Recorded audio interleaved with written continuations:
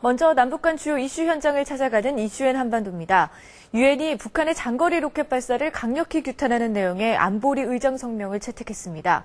북한 로켓 발사 3일 만에 채택된 의장 성명에 중국도 이례적으로 신속하게 동의했는데요. 하지만 북한은 안보리 의장 성명을 배격한다고 말해 한반도의 긴장이 높아지고 있습니다. 정소라 리포터가 로켓 발사 이후 관련국들의 움직임과 향후 한반도 정세를 전해드립니다.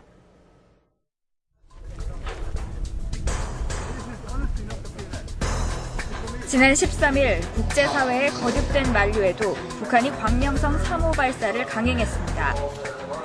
하지만 북한의 로켓 발사는 발사 2분 15초 만에 실패로 끝났습니다.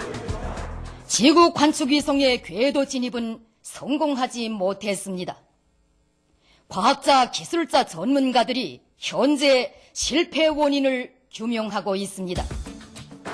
지난 16일 유엔 안전보장이사회 15개국은 만장일치로 의장 성명을 채택했습니다.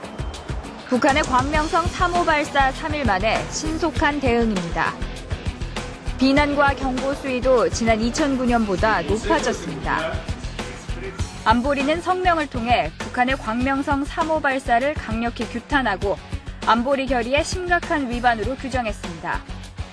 또 중대한 안보 우려를 초래한 것을 개탄하고 대북 제재 대상 단체와 개인, 물품의 품목을 매년 갱신하기로 했습니다. 추가 발사나 핵실험을 강행할 경우에는 그에 상응하는 조치도 취하기로 했습니다. 추가 도발 시 안보리의 자동 개입을 명시한 트리거 조항은 과거와 비교해 볼 때 매우 강화된 조치입니다. 2009년 문안에는 없는 신규 내용으로서 가장 강력한 트리거 조항이 되겠습니다. 국제사회는 특히 북한의 3차 핵실험 강행 가능성에 대해 그 어느 때보다도 더 강경한 목소리를 냈습니다. 로켓 발사 3일 만에 안전보장이사회 의장 성명이 나왔습니다. 아마 그것은 미국의 필요가 가장 중요한 부분이 아니었나 생각을 합니다. 만약에 한반도에 위기가 발생했을 때 미국 대통령 선거에 일단 영향을 미치게 될 거고요. 그래서 위기를 사전에 봉쇄한다는 그런 측면이 좀 강하지 않나 싶습니다.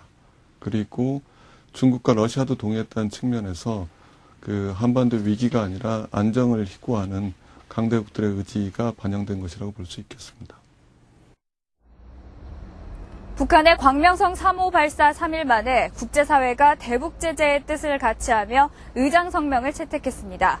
신속한 의장 성명 도출엔 중국의 결단이 큰 몫을 했습니다.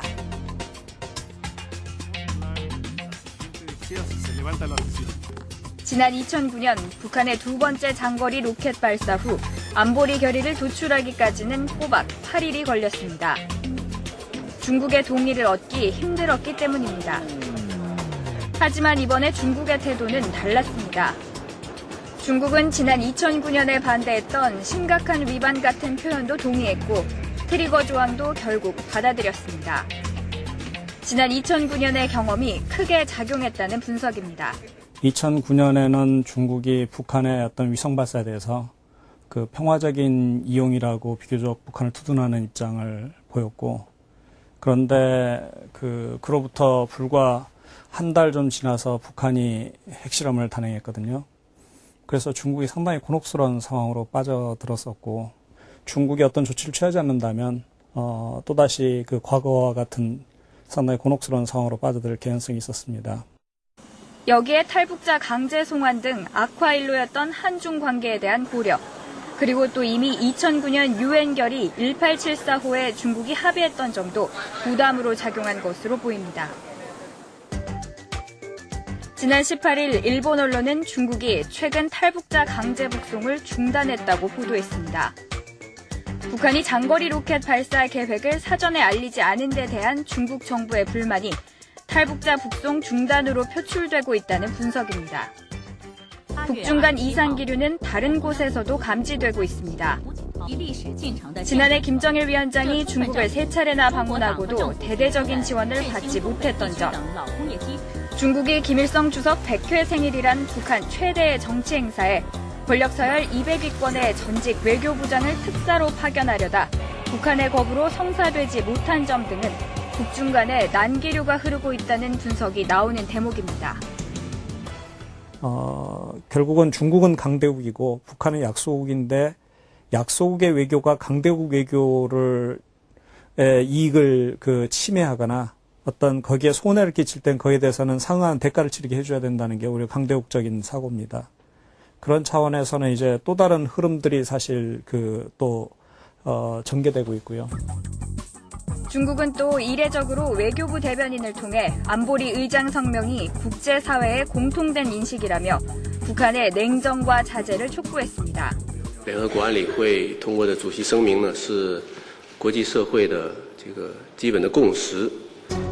중국은 또 북미 간 이익우 합의가 유지되고 이행될 수 있도록 노력하기를 희망한다고 강조했습니다. 북한의 행동들은 계속적으로 중국으로 하여금 미중 간의 갈등을 야기하게 하고 한중 간에도 갈등을 야기하게 하고 상당히 곤혹스러운 상황으로 몰고 가고 있거든요. 그래서 계속적으로 중국은 현재도 대화와 타협을 통해서 문제를 해결하고 그리고 육자회담을 빨리 해야 되고 그리고 북미 간의 대화도 해야 되고 남북 간의 관계도 개선되길 희망한다라고 하는 것이 그러한 중국의 이해관계와도 사실은 일치하기 때문입니다.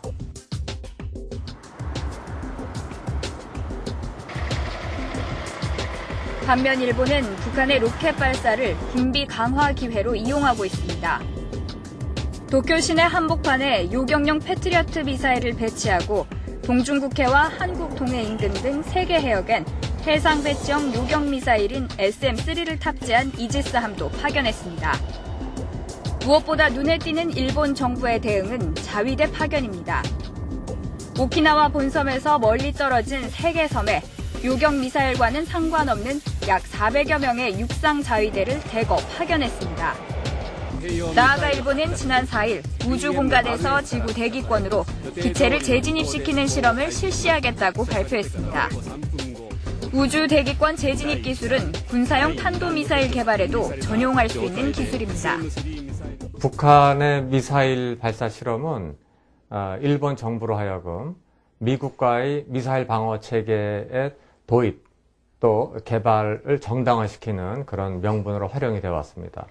이번에 은하 3호 미사일 발사 같은 것을 계속하면은 일본은 일본 나름대로 이러한 자기들의 우주 과학 기술을 활용해서 보다 정밀하게 정찰할 수 있는 그런 우주 감시 체계를 발전시키는 그런 가능성이 있습니다.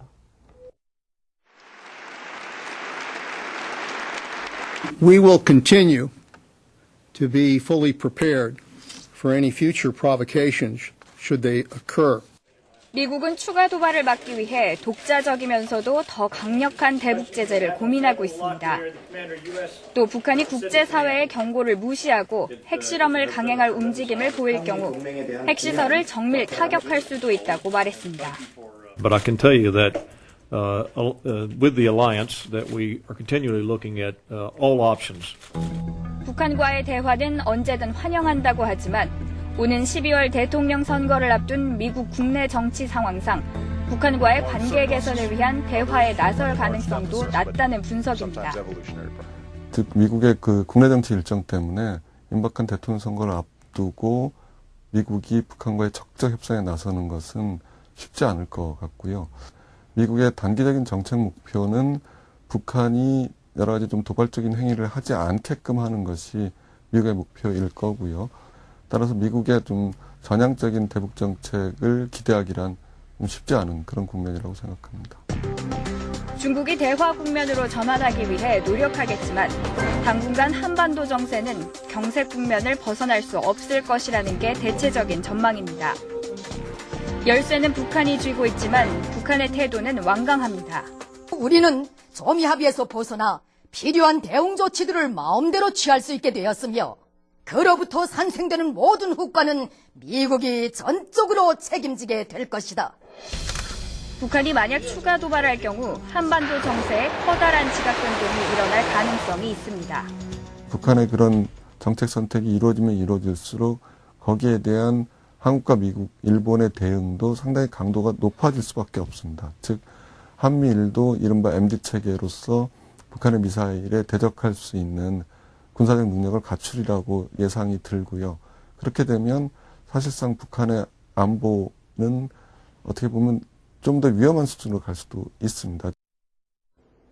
미국이나 중국이 이번 안보리 의장성명에서 그걸 합의하면서 고려한 것은 북한이 추가적인 도발 혹은 추가적인 문제 악화를 할 수 있는 그 빌미를 주지 않겠다. 그리고 그렇게 했을 때 그에 대한 훨씬 상응하는 대응을 우리가 내놓을 준비가 돼 있다라는 것을 보여주는 걸 겁니다. 그건 뭐냐면 군사적으로 개입할 수 있는 그 여지를 허용하는 그 조항이거든요. 그러면서 북한 너희도 도발을 했을 때 더 이상 잃을 수 없는 게 아니고 잃을 게 아직도 충분히 있다라는 것을 보여주고 싶은 거고,